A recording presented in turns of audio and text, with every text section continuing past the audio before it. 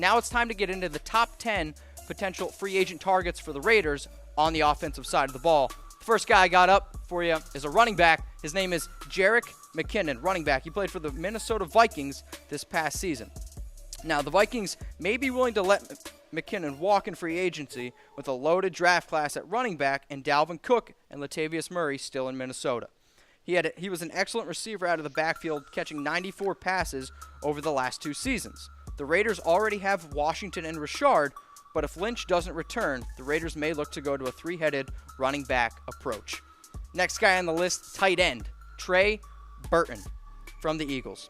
He's an extremely athletic tight end and a very potent weapon in an offense. He's stuck right now behind current starter Zach Ertz in Philadelphia, but he proved how good he could be when Ertz was concussed earlier in the season, catching 5 passes for 71 yards and 2 touchdowns against the Rams.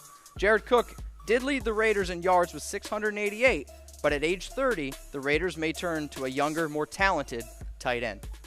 Number 8, Sammy Watkins, wide receiver. Sammy Watkins was a bit of a disappointment in 2017, despite the Rams' offense setting franchise records. Watkins caught 39 passes for 593 yards and 8 touchdowns, which, if you would have told me the Rams would lead the NFL in scoring, I would have said those projections are a little bit low. Watkins, we know, is extremely talented and is only going to turn 25 in June. We shouldn't forget that he was the number 1 receiver drafted in the 2014 NFL Draft at the 4th overall pick, ahead of guys like Mike Evans, Odell Beckham Jr., and Jarvis Landry. The talent is there, guys, I'm telling you, and maybe Gruden and company could get his full potential out of him. Next guy on the list, number 7, running back, Carlos Hyde, San Francisco 49ers. For the first time in Hyde's career, the 27-year-old played in all 16 games of the season. Despite a career high in carries and yards, he experienced a career low in 3.9 yards per carry. Where Hyde really impressed me this season was his ability to be a weapon out of the 49ers backfield as a receiver, catching 59 passes for 350 yards. In his first 3 seasons combined, Hyde had only 50 catches. Hyde, if he could stay healthy, would be a great replacement for the Raiders and Lynch if the Raiders and Lynch decide to part ways. Next guy on our list is Juwan James, offensive tackle, played for the Dolphins last season. Miami, I think we could definitely say, was just an atrocious offense in general, and that offensive line was a big reason because of it. But I wouldn't blame James. He was one of the better right tackles in the NFL prior to landing on the injured reserve with a groin injury. He was excellent in pass protection, which the Raiders definitely need to protect Carr, and he's only going to be 26 in June. James could take over for Marshall Newhouse at right tackle since Newhouse struggled a little bit in 2017. So we're going to take a little break from those players. I want to hit you guys with some trivia. I want to see how much of a diehard Raider Nation I'm actually talking to here. What is the longest passing play in Raiders history? Is it A, 99 yards, B, 97, C, 93, D, 89? Put your comments or put your answer in the comments below. If you can't guess it, the answer is actually on my Twitter at Mitchell Renz 365. Now we're going into the next guy on the list, wide receiver Allen Robinson.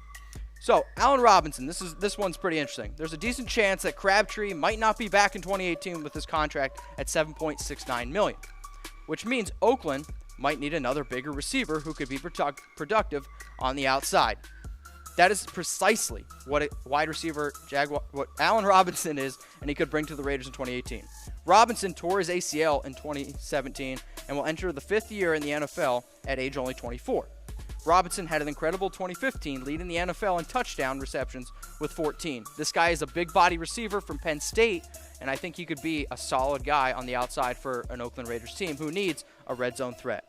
Moving into our next guy, Justin Pugh, offensive tackle. He played for the New York Giants this past year. The Raiders' right tackle position struggled this past season. Newhouse was signed to handle the role, but didn't fare well, and once Vad Alexander filled in for Newhouse, he didn't play well either. Now, insert Justin Pugh, who will be one of the best blockers in the 2018 free agency class. The former first-round pick didn't have the best season in 2017, but that may be more to blame on the rest of the Giants' offensive line rather than Pugh. Next guy on the list is a wide receiver, and he's a pretty awesome name.